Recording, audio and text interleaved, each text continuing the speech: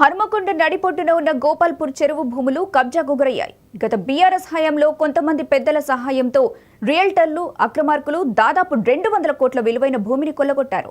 తప్పుడు సర్వే నంబర్ల ద్వారా భూమిని ఆక్రమించుకున్న అధికారులు మాత్రం ఏం పట్టనట్టు వ్యవహరిస్తున్నారు. ప్రభుత్వాలు మారినా అధికారుల తీరు మాత్రం మారటం లేదు.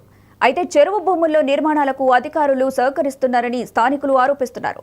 ఇక ఇదే అంశానికి సంబంధించిన మరిన్ని వివరాలు మా వరంగల్ ప్రతినిధి రాము అందిస్తారు.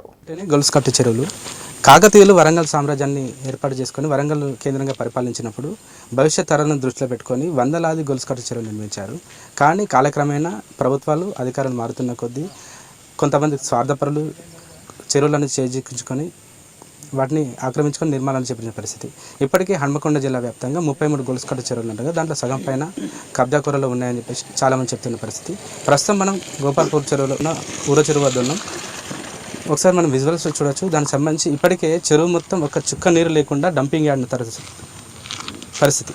దీనికి సంబంధించి స్థానికులు కొన్నేళ్లుగా మా చెరువు మొత్తం ఎండిపోతుంది, మాకు చెరువులో నీళ్లు మొత్తం నింపేసి భవిష్యత్ తరాలకు నీళ్ళు అందించి చెప్పేసి చాలా ఏళ్ళుగా ఫైట్ చేస్తున్న పరిస్థితి. కానీ అధికారులు మాత్రం ఎలాంటి చర్య చేపట్టకపోగా గతంలో 2021లో మున్సిపల్ ఎన్నికల సమయంలో అప్పటి ఎమ్మెల్యే ఆరూరు రమేష్తో పాటు మేయర్ గుండా ప్రకాష్ ఒక శిలాఫలకాన్ని ఏర్పాటు చేసి ఈ చెరువును సుందరీకరిస్తామని చెప్పేసి 245 లక్షల రూపాయలు కేటాయించిన పరిస్థితి. కానీ దానికి సంబంధించి ఇప్పటికి కూడా ఒక అడుగు ముందుకు పడకపోగా ప్రస్తుతానికి ఇక దీంట్లో మొత్తం మట్టి నింపుతూ చెరువును మొత్తం కబ్జా చేపడుతున్న పరిస్థితి.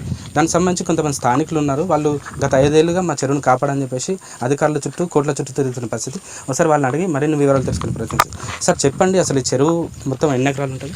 చెరువు దాదాపు మాకు దీంట్లో 3 సర్వే నెంబర్లు ఉన్నాయి. చెరువులో 3 సర్వే నెంబర్లు 88 సర్వే నెంబర్లో అది చాలా పెద్దది, చాలామంది ఇండ్లు కట్టుకొని ఉన్నారు. అందులో కొంత భాగము గోపాలపురం చెరువు కింది చూపెడుతుంది. అది దాంట్లో డైరీ ఫామ్ నడుపుతున్నారు, ప్రైవేట్ వాళ్ళ దానికి అంతకుముందు గతంలో ఇక్కడ ఉన్నటువంటి స్థానికులందరూ బతుకమ్మ పండుగ చేసుకునేటువంటి వాళ్ళు. అటువంటి స్థలం ఇప్పుడు లేకుండా పోయింది. అదే క్రమంలో ఇప్పుడు ఈ చెరువు మొత్తం కూడా డంపింగ్ యార్డ్గా మారుస్తున్నారు. ఉద్దేశపూర్వకంగా మున్సిపాలిటీ వారు మున్సిపల్ ట్రాక్టర్లలోనే వచ్చి ఇక్కడ చెత్త డంప్ చేస్తున్నారు. ఇది మరొక డంప్ యార్డ్గా మారుస్తున్నారా అనేది అందరికీ అనుమానం వస్తుంది. ముఖ్యంగా ఏంటంటే ఇక్కడ ఈ చెరువు 1998 డిసెంబర్ 30వ తేదీన అప్పటి తెలుగుదేశం ప్రభుత్వంలో ఉన్నటువంటి కడియం శ్రీహరి మంత్రి గారు ఇక్కడ సరోవర విహార మాలిక అనేటువంటి పెద్ద ప్రాజెక్టుకు శిలాఫలకం వేశారు. అది ఇప్పటి వరకు ఒక కార్యరూపం దాల్చలేదు. ఇప్పటి వరకు ఒక ఫండ్ ఒక రూపాయి కూడా ఖర్చు పెట్టలేదు ప్రభుత్వం. రీసెంట్గా ఆ తర్వాత శిల్పారామం అని పెట్టారు. శిల్పారామం కూడా 22 స్టాళ్ళు, ఒక మెడిటేషన్ హాలు, ఆడిటోరియం ఇస్తా అని చెప్పారు. దానికి కూడా అన్ని ఎస్టిమేట్ చేసుకున్నారు, అంత చేసిండ్రు. మళ్ళీ దీనికి కూడా 0 అయిపోయింది. అది తర్వాత అరూరు రమేష్ గత మున్సిపల్ ఎలక్షన్ల ముందు ఫిబ్రవరిలో శిలాఫలకం వేశారు. జిల్లా కలెక్టరు, తర్వాత మేయర్ గారు ఇప్పటి వరకు కూడా ఈ చెరువు వైపు తొంగి చూడలేదు.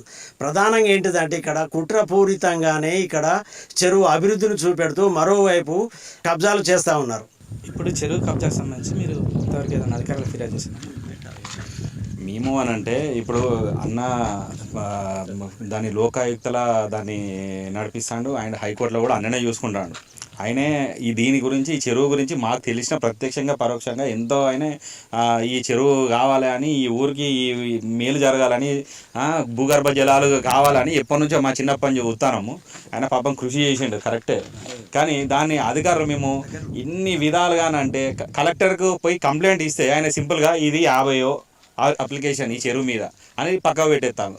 డిప్యూటీ కలెక్టర్ అంతే, ఆర్డీఓ అంతే. ఏమన్నా అంటే ఆర్డీఓ మేము చూసుకుంటాము, చర్యలు నడుతున్నాయి, వాళ్ళకి నోటీసులు పోయినాయి, ఇదంతా డిస్మెంటల్ చేపిస్తాము అని చెప్పిండు. కానీ తప్ప ఈ చెరువు మీద ఇంతవరకు ఎలాంటి చర్యలు తీసుకోలేదు వాళ్ళు. దీన్ని ఒక డంపింగ్ యార్డ్ చేస్తాను.